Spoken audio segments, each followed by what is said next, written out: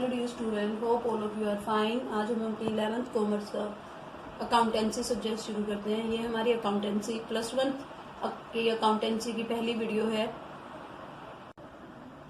देखिए भाई, ये हमारी फर्स्ट, जैसे कि हमने बताया, ये हमारी अकाउंटेंसी की फर्स्ट वीडियो है +1 क्लास की। तो जो हमें बुक चाहिए वो है हमारी DK गोयल। बुक के राइटर का नाम है DK गोयल। हमें ये वाली बुक परचेज करनी है। अगर आपको नियर बाय किसी से अवेलेबल है तो खरीद लीजिए। अगर नहीं, अभी आप लॉकडाउन के पीरियड के दौरान नहीं खरीद पा रहे तो जो वीडियो हम आपको प्रोवाइड करा रहे हैं उसी को सुनकर अपने नोट्स बना लीजिएगा। चलिए, आज का फर्स्ट जो वीडियो है हमारी, उसका बेसिक्स शुरू करते हैं। सबसे फर्स्ट जो हमने लिखा हुआ है लेखांकन, अकाउंटिंग के लिए ये जो डेफिनेशन है वो मिस्टर RN एंथोनी ने दी है कि प्राय प्रत्येक व्यावसायिक इकाई में एक लेखा प्रणाली होती है।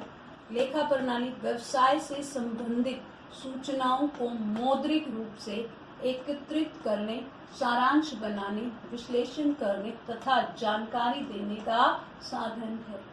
चलिए, ये जो डेफिनेशन है वो अकाउंटिंग की किसने दी है? RN एंथोनी ने दी। आप लेखांकन की अगर बात करें तो आप देखेंगे कि हमारे घरों में भी जो आपकी मदर हैं, फादर हैं, जो भी आपके घर में फाइनेंस कंट्रोल कर रहा है या पूरे महीने का खर्चे का जो भी हिसाब रखता है, आपकी मदर हो या मम्मी हो, जो दूध जहां से आ रहा है नहीं आ रहा, वही पेज पे लिख के रखती है कि पूरे महीने में कितना दूध आया, कितना पैसे बनेंगे, उनको कितना कैश देना है, रखते हैं। धोबी का अलग, किचन के सामान का अलग, फीस के लिए बच्चों का कितना देना है। क्लियर? तो वो ठीक इसी प्रकार से एक बिजनेसमैन भी अपने बिजनेस से रिलेटेड जितने भी उसके लेन देन होते हैं या जितने भी उसके रिकॉर्ड होते हैं वो एक जगह पर लिखता है, ताकि वो ये एनालाइज कर सके कि उससे प्रॉफिट होगा या लॉस। तो जो सिस्टम है वही अकाउंटिंग कहलाता है। जैसे कि हम अपने फैमिली हर महीने का खर्च का एक बजट बनाते हैं, ठीक है। कोलर, अगर हम सब्जेक्ट अकाउंटेंसी की बात करें तो कोलर ने कहा है accountancy refer to the entire body of the theory and practice of accounting. आप देखते हैं, मैंने अभी एग्जांपल में बताया था, हर एक घर में अलग अलग, तो हर एक बिजनेस के अपने लिए अलग अलग रिकॉर्ड रखे, अलग अलग बुक्स परचेज मेंटेन करेगा, तो उनसे एक तरीके से हम जजमेंट नहीं कर पाएंगे। तो जो अकाउंटेंसी है वो लेखा जो बिजनेस है, किस प्रकार उन्हें अपनी बुक्स रखनी है, किस प्रकार उन्हें मेंटेन करना है, किस तरह से उनमें एंट्री करनी है, ये सब हमें इसकी नॉलेज हमें कौन देता है? अकाउंटेंसी, लेखांकन, सॉरी अकाउंटेंसी, इसको हिंदी में कहेंगे हम लेखाक्रम। क्लियर? हिंदी में क्या कहते हैं इसको? लेखाक्रम ही है, जो हमें अकाउंटिंग के थ्योरी जो नॉलेज है, जो प्रैक्टिस है, कैसे बनाए जाते हैं अकाउंट्स वगैरह, इसकी नॉलेज हमें प्रोवाइड करता है। ठीक है, अभी हमने आपको अकाउंटिंग और अकाउंटेंसी के बारे में बताया। अकाउंटिंग क्या फर्स्ट चैप्टर शुरू करने से पहले हम सेकंड चैप्टर यहाँ पर आपके लिए फर्स्ट वीडियो में लेके आए हैं, क्योंकि फर्स्ट चैप्टर को डिटेल से समझने के लिए हमें कुछ अकाउंट्स की बेसिक टर्म समझना जरूरी है। जैसे हम स्टार्टिंग में LKG वगैरह से पढ़ाई स्टार्ट करते हैं तो हमें अल्फ़ाबेट की बेसिक चीज़ों की बताई जाती है। तो ये अकाउंटेंसी की बेसिक है। जैसे इंग्लिश में ABCD बेसिक होता है, यहाँ पर ये जो टर्म्स है हमारे बेसिक अकाउंटिंग टर्म, ये अकाउंटेंसी की ABC है, जिनको जानना हमारे लिए जरूरी है। तो पहले हम इनके बारे में पढ़ेंगे, जो कि हमारा चैप्टर सेकंड है। उसके बाद हम आगे फर्स्ट चैप्टर को लेंगे। क्लियर? तो सबसे पहले देखिए, first one is business transaction. तो बिजनेस ट्रांजेक्शन का हिंदी में मीनिंग क्या होगा? व्यवसायिक लेन देन। अब व्यवसायिक लेन देन क्या है? तो व्यवसाय क्या है, बिजनेस क्या है? अगर आपने हमारी जो पिछले हफ्ते हमने आपको वीडियो बिजनेस की दी थी तो उसमें बताया था व्यवसाय क्या है। क्लियर? व्यवसाय का मोटिव क्या है? लाभ कमाने, यानी लाभ कमाने के लिए जो भी क्रियाएं की जाती हैं वो व्यवसाय है। व्यवसाय का, और जिसमें निरंतरता के आधार पर बिजनेस किया जाता है। तो व्यवसायिक ट्रांजेक्शन क्या होगी? यह क्या है? एक आर्थिक क्रिया है। व्यवसायिक ट्रांजेक्शन क्या है? एक आर्थिक क्रिया, इकोनॉमिक एक्टिविटी है, जो व्यवसाय की वित्तीय स्थिति में, यहाँ पे स्थिति आएगा, व्यवसाय की वित्तीय स्थिति में परिवर्तन ला देती है, जिससे कि कुछ संपत्ति और दायित्व अथवा पूंजी में परिवर्तन होता है। क्लियर? कह रहा है व्यवसायिक लेन देन क्या है? जो वो लेन देन एक, सबसे पहले तो क्या है, वो एक आर्थिक क्रिया है। व्यवसाय की वित्तीय स्थिति में, जैसे कि बिजनेस ने किसी से उधार सामान खरीदा, किसी को पेमेंट दिया, तो वो क्या है? Business transaction. क्लियर? सबसे पहले तो बिजनेस ट्रांजेक्शन को हमें आइडेंटिफाई करना होगा कि बिजनेस ट्रांजेक्शन है या नहीं है। क्लियर? पूंजी में तो बिजनेस ट्रांजेक्शन की हम बात करें तो ये क्या है? एक आर्थिक क्रिया है। जैसे क्रय विक्रय, अब क्रय और विक्रय किया, सेल और परचेज किया, तो ये इकोनॉमिक एक्टिविटी है। ये इकोनॉमिक एक्टिविटी नगद व उधार दोनों आ जाएंगे। जरूरी नहीं है कि आप जब उधार देते हो सामान खरीदते हैं आप या उधार सामान बेचते हैं आप, परचेज और सेल करते हैं आप, तो इकोनॉमिक तो है, पैसा आज नहीं आया तो लेकिन कल आ जाएगा, इसलिए ये क्या है, एक इकोनॉमिक एक्टिविटी है, बिजनेस ट्रांजेक्शन। दूसरी बात अगर मैं करूँ, दो भाग, जो ये व्यावसायिक ट्रांजेक्शन जो होते हैं ये इसके दो पार्ट्स होते हैं, एक आंतरिक और एक बाह्य लेन देन। आंतरिक लेन देन क्या होगा, जो बिजनेस के अंदर किया जाता है, विभिन्न डिपार्टमेंट्स के, परचेज और सेल्स डिपार्टमेंट होता है, फाइनेंस डिपार्टमेंट्स होते हैं, उनके बीच जो लेन देन किए जाते हैं वो आंतरिक लेन देन होते हैं। बाह्य लेन देन कौन से होंगे, जैसे बाहर से सामान खरीदना, आराम से शाम से सामान खरीदना, फर्नीचर वाले से बिजनेस एक अपने लिए फर्नीचर चेयर ऑर्डर करता है, तो वो बाह्य लेन देन होंगे। नंबर 3, वित्तीय स्थिति में परिवर्तन। किसी भी लेन देन से, जो ये बाह्य लेन देन है ना, इनसे अगर कोई भी लेन देन किया जाएगा तो बिजनेस की जो फाइनेंशियल स्थिति है, जो फाइनेंशियल पोजीशन है, इन लेन देन के फलस्वरूप उसमें क्या आ जाता है, परिवर्तन आ जाता है। जैसे एक लेन देन किया गया, राम को 5,000 रुपये का सामान बेचा, गुड्स सेल किए, तो आपने गुड्स सेल किए तो क्या होगा, जो गुड्स आपके पास 50,000 रुपये के गुड्स रखे हुए थे, आप उसमें से 5,000 का बेच दिए, तो गुड्स कितने के बच गए, कितने के बच गए भाई, 45,000 के बच गए। और जो नगद में बेचा है, तो नगद जो भी था अब उसमें 5,000 रुपये नगद और बढ़ गए, यानी वित्त के फाइनेंशियल पोजीशन में क्या आता है, चेंज आ जाता है। और नंबर 4, ऐसा परिवर्तन मुद्रा के रूप में व्यक्त कर सकने योग्य भी होना चाहिए। व्यवसायिक लेन देन में केवल हम उसी को इंक्लूड करेंगे जिन्हें हम मुद्रा के रूप में माप सकते हैं।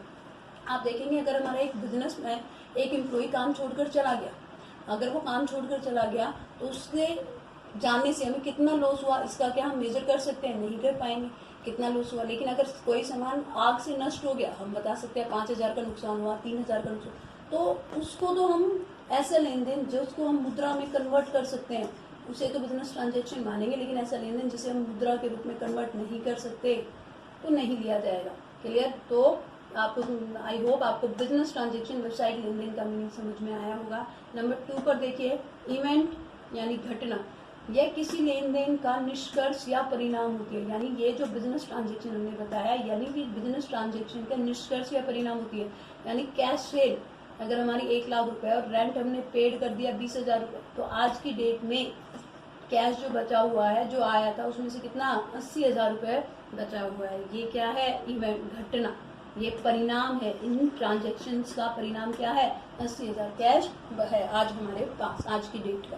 क्लियर? नंबर 3 पर देखिए, अकाउंट। जिस प्रकार हम अपने घर में हर एक किए जाने वाले खर्चे को अलग अलग लिखते हैं कि सब्जी, पूरे महीने की सब्जी 5,000 रुपये की आ जाएगी, फीस का इतना पैसा चला गया, एक जगह अमाउंट, इकट्ठी अमाउंट हमने लिख दी है। क्लियर? ऐसे ही व्यवसाय से संबंधित प्रत्येक लेन देन जो एक जैसे लेन देन होते हैं हमें एक जगह पर लिखा जाता है। लेखांकन के अंतर्गत एक ही प्रकृति के लेन देनों को एक ही स्थान पर लिखकर जोड़ते और घटाते हैं। जिस प्रकार हम अपने दूध का हिसाब किताब रखने के लिए मिल्क की हेडिंग में पूरे महीने जितना दूध आया है वो हम ऐड करते चले जाते हैं, ठीक प्रकार इसी प्रकार अकाउंट में भी किया जाता है। ऐसे स्थान को खाता कहा जाता है।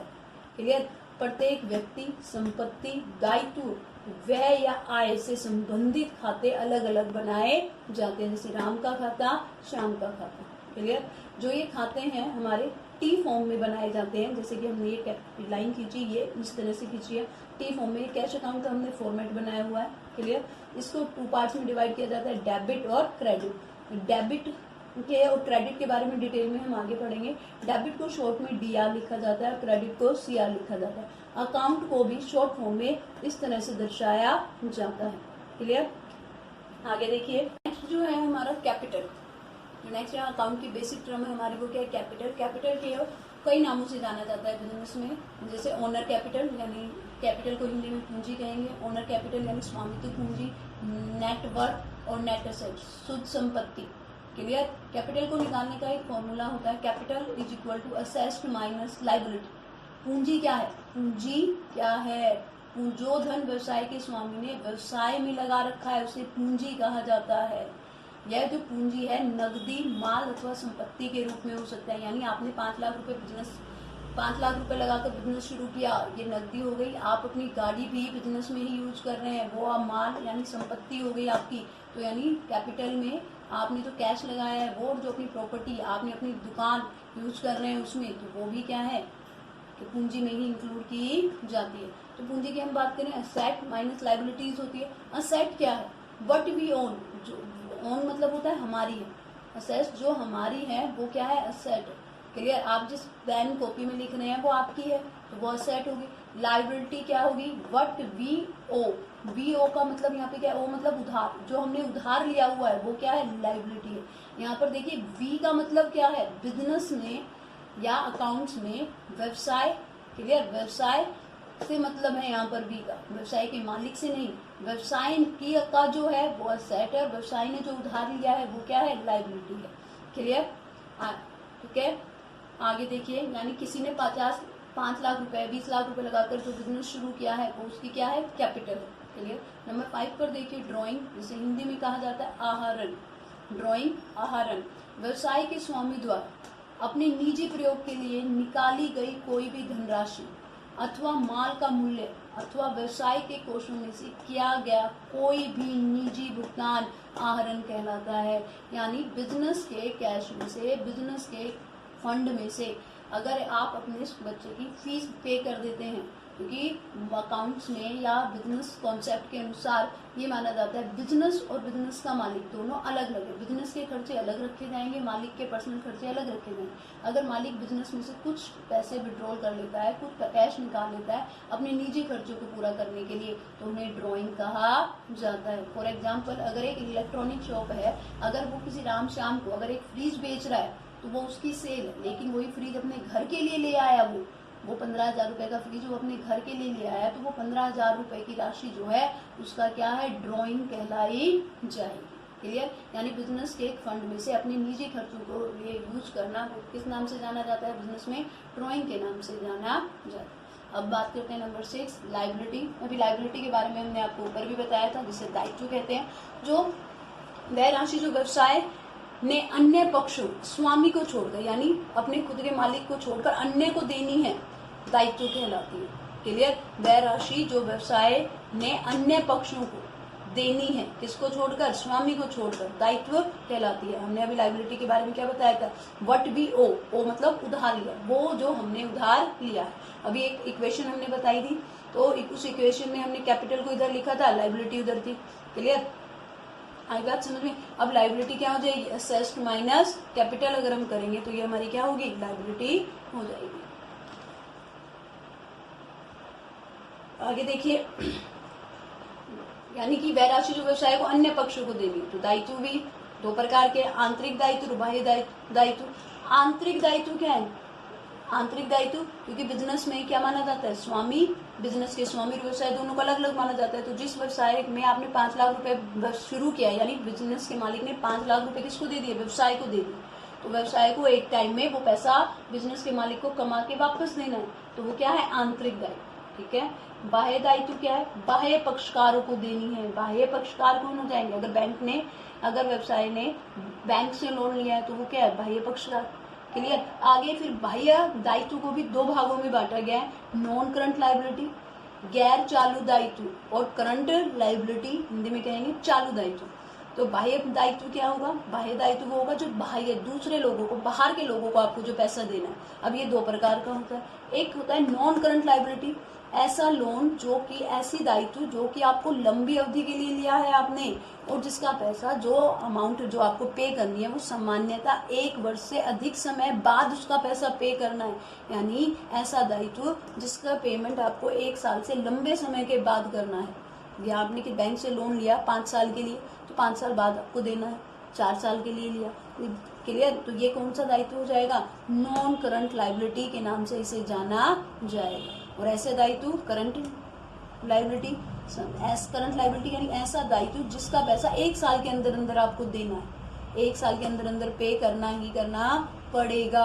वो कौन सा दायित्व हो जाता है, चालू दायित्व। हिंदी में क्या कहते हैं, चालू दायित्व के नाम से इसे जाना जाता है। इसमें लेनदार, शॉर्ट टर्म लोन, यानी आपने कोई 6 महीने के लिए किसी से उधार लिया है, बैंक से 3 महीने के लिए लिया है, 8 महीने के लिए लिया है, तो वो क्या है, शॉर्ट टर्म लोन। लेनदार वो व्यक्ति होता है जिससे हमने उधार सामान खरीदा है।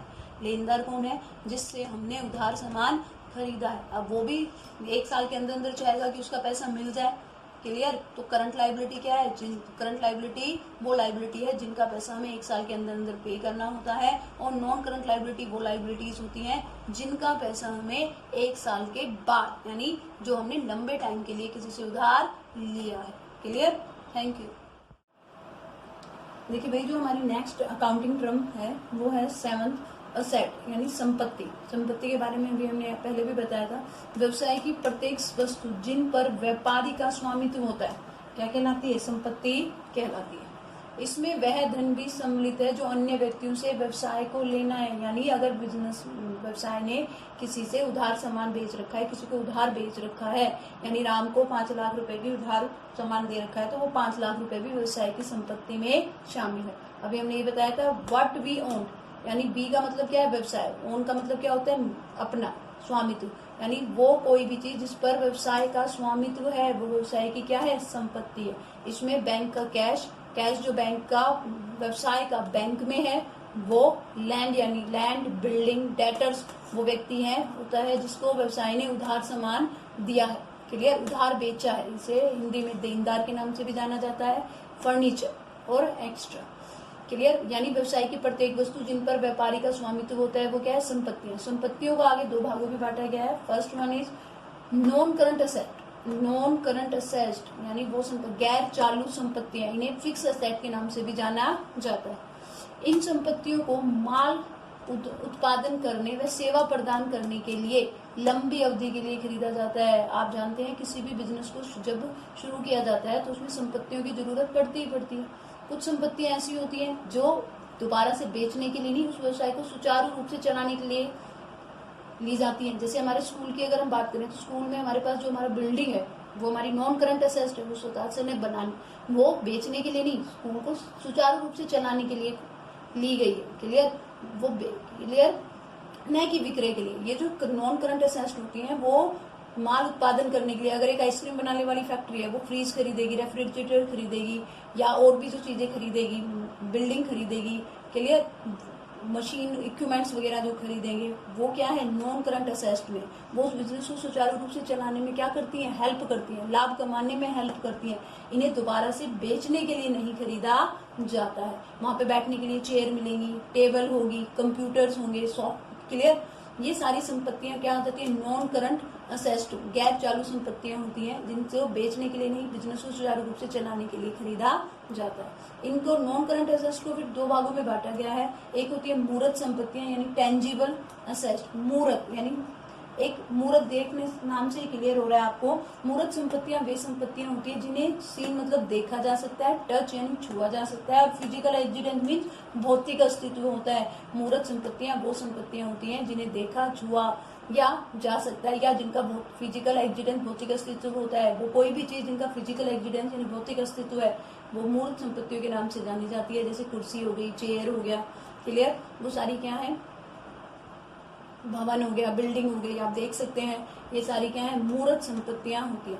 एक व्यवसाय में न केवल मूर्त संपत्तियां होती है बल्कि अमूर्त संपत्तियां भी होती है। अमूर्त संपत्तियां क्या, यानी जिन्हें देखा ना जा सके, छुआ ना जा सके, जिनका कोई फिजिकल एग्जिस्टेंस नहीं होता। क्लियर, वो कौन सी होती है, अमूर्त संपत्तियां के नाम से जाना जाता है। बिजनेस को प्रॉफिट कमाने के लिए या बिजनेस को लाभ अर्जन करने के लिए इन दोनों ही संपत्तियां अपना योगदान देती है। तो हम अमूर्त संपत्तियां हमने ये तो बता दिया जिन्हें देख नहीं सकते, छू नहीं सकते, तो होती क्या, उनके एग्जाम्पल देखिए। गुडविल, गुडविल क्या है, ख्याति, प्रसिद्धि, रेपुटेशन, किसी का नाम जो मार्केट में, समाज में, सोसाइटी में उसने बनाया हुआ होता है, वो क्या होती है, अमूर्त संपत्ति होती है। ट्रेडमार्क, कॉपीराइट, क्लियर, यानी कोई अगर अपने नाम को, ब्रांड को रजिस्ट्रेशन करा लेता है ट्रेडमार्क एक्ट 99 के अनुसार, यानी 1999 के अनुसार, तो वो नाम उसका ट्रेडमार्क बन जाता है। क्लियर, और कॉपीराइट यानी कि अगर आप किसी म्यूजिक, अब गाने वाने आप लोग सुनते हैं, किसी ने कोई धुन बनाई और उसको अपने नाम से रजिस्ट्रेशन करा लिया तो वो क्या बन गया, उसका कॉपीराइट बन गया। अब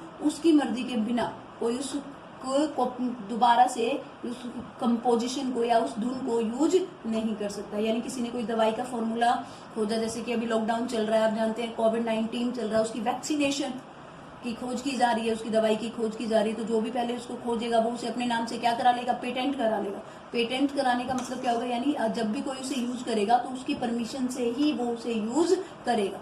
क्लियर। ये सारे क्या होती हैं, ऐसी चीजें जो गुडविल हो गई, ट्रेडमार्क हो गया, कॉपीराइट हो गया, पेटेंट हो गया, ये सब क्या है, इंटेंजिबल एसेट है। ये बिजनेस ये देखी तो नहीं जा सकती, लेकिन बिजनेस को सुचारू रूप से चलाने में या बिजनेस को और ज्यादा प्रॉफिट अर्न करने में इनका अहम रोल होता है। नेक्स्ट देखिए, हम बात कर रहे थे संपत्तियों को। संपत्तियों को दो कैटेगरीज में डिवाइड किया हमने, ठीक है। संपत्ति को कितनी कैटेगरीज में डिवाइड किया, दो कैटेगरीज में। फर्स्ट क्या थी, नॉन करंट एसेट, इसके सामने हमने क्या लगा दिया, non, clear. Non current asset वो एसेट होती थी जो लंबे समय के लिए बिजनेस में रहती थी। एक बार वन ले लिया, 5 साल 10 साल आप उसे क्या करेंगे, यूज में लेंगे। गाड़ी है वो भी आने वाले कई टाइम तक, लंबे समय तक आप उसे यूज में लेंगे। अब जो हमारे यहाँ है वो है करंट एसेट, क्लियर। ये इससे बिल्कुल ठीक विपरीत है, क्लियर। जब करंट वर्ड आपको बिजनेस अकाउंट में आपको मिलेगा कहीं, तो इसका मतलब होगा चालू वर्ष, जो भी फाइनेंशियल ईयर आपका जो चल रहा है, 1 साल की अवधि। करंट का मीनिंग यहाँ पे क्या होता है, 1 साल की अवधि। यानी वह संपत्ति जो पुण्य विक्रय के लिए, यानी दोबारा से बेचने के लिए खरीदी गई है, अथवा 1 वर्ष के अंदर रोकड़ में परिवर्तित करने के लिए रखी जाती है, क्लियर। इसे चालू संपत्ति कहा जाता है। चालू संपत्तियों का दूसरा नाम एक्टिव असेस्ट भी है, फ्लोटिंग असेस्ट भी है, और इसे सर्कुलेटिंग असेस्ट के नाम से भी जाना जाता है। यानी ये चालू संपत्तियों के एग्जाम्पल है। यानी चालू संपत्तियां वो संपत्तियां होती है जो 1 साल के अंदर अंदर कैश में कन्वर्ट हो जाएंगी। जैसे कि आपने किसी को उधार सामान बेचा है, एक्स को उधार बेचा, एक्स को जैसे ही आप स्टॉक है आपके पास, वो स्टॉक आपको दे दिया, किसको, एक्स को दे दिया। एक्स को जैसे ही आपने दिए तो दिया, लेकिन किस में दिया, उधार दिया। उधार देंगे तो जिस व्यक्ति को बिजनेस उधार देता है वो क्या बन जाता है, डेटर्स बन जाता है, देनदार बन जाता है, क्लियर। अब यानी कि जो स्टॉक था वो आपका किस में कन्वर्ट हो गया, डेटर्स में कन्वर्ट हो गया। अब जो देनदार है वो देनदार क्या कह रहा है, आप उससे प्रॉमिस चाहते हैं कि वो 15 दिन बाद, 20 दिन बाद, 3 महीने बाद आपको पेमेंट दे देगा। आप उसे एक लेटर लिखवाते हैं, जो वो लेटर लिख के देता है आपको, वो BR, बिल रिसीवेबल के नाम से जाना जाता है। यानी अब डेटर किस में कन्वर्ट हो गया, BR में हो गया। यानी वो 3 महीने का टाइम जब आएगा तो वो क्या हो जाएगा, 3 महीने के बाद वो कैश आपको दे देगा, तो वो BR किस में कन्वर्ट हो गया, कैश में कन्वर्ट हो गया। इसलिए इसे एक्टिव असेस्ट यानी एक्टिव रूप में होती है, फ्लोटिंग या सर्कुलेटिंग असेस्ट के नाम से भी जाना जाता है, क्लियर। इसके अंतर्गत इसके एग्जाम्पल की अगर हम बात करें तो डेटर्स यानी वो व्यक्ति जिसको हमने उधार बेचा है, कि किसी को भी आप उधार बेचते हैं वो 1 साल के अंदर अंदर तो आपका पेमेंट कर देगा भाई, इसीलिए इसने करंट एसेट्स में इंक्लूड किया जाता है। इसमें कैश आता है, कैश एट बैंक, जो आपका बैंक में पैसा है वो भी करंट एसेट्स में इंक्लूड किया जाता है। शॉर्ट टर्म इन्वेस्टमेंट आपने 3 महीने की, 4 महीने की, 6 महीने की, यानी 12 महीने से कम अवधि के लिए जो FD वगैरह बैंक में करा रखी हैं वो भी आपकी करंट एसेट्स में इंक्लूड की जाती है। और सबसे ज्यादा सबसे स्टॉक जो आपने उत्पादन कर रहे हैं अपनी फैक्ट्री में, ट्रेडिंग में तो आप बना बनाया खरीद रहे हैं, वो ये सारी मिलकर क्या बन जाती है, हमारी चालू संपत्तियां बन जाती हैं। चालू संपत्तियां अगर साधारण शब्दों में हमें कहना हो, वो संपत्ति जो 1 साल के अंदर अंदर रोकड़ में कैश में कन्वर्ट हो जाएगी, इसलिए इन्हें फ्लोटिंग असेस्ट भी कहा जाता है, सर्कुलेटिंग असेस्ट भी, क्योंकि ये अपना रूप परिवर्तन करती रहती है।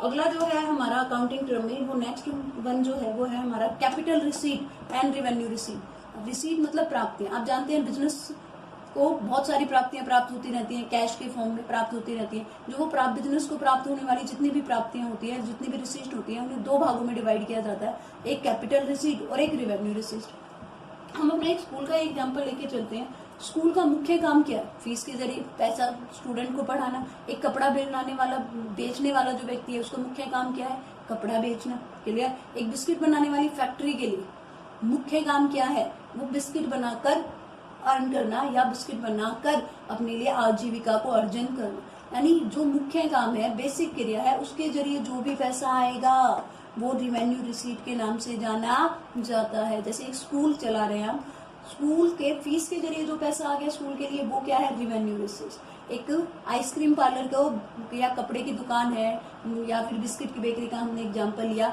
उनके जरिए जो पैसा आया वो क्या है, रेवेन्यू रिसीट, क्लियर। अगर अब बात करें कैपिटल रिसीट क्या है, पूंजीगत प्राप्ति है। अगर स्कूल ने अपनी कोई पुरानी बस बेच दी, उसके फलस्वरूप जो पैसा आया, पैसा तो आया ना, कैश तो आया ना, क्लियर। एक कैश आया फीस के रूप में तो वो तो रेवेन्यू रिसीट हो गया, और एक कैश आया स्कूल की पुरानी बस को बेच के जो पैसा आया, वो पैसा तो आया, प्राप्ति तो है, लेकिन वो स्कूल की क्या है, रेवेन्यू रिसीट नहीं होके वो क्या है, कैपिटल रिसीट है, क्लियर।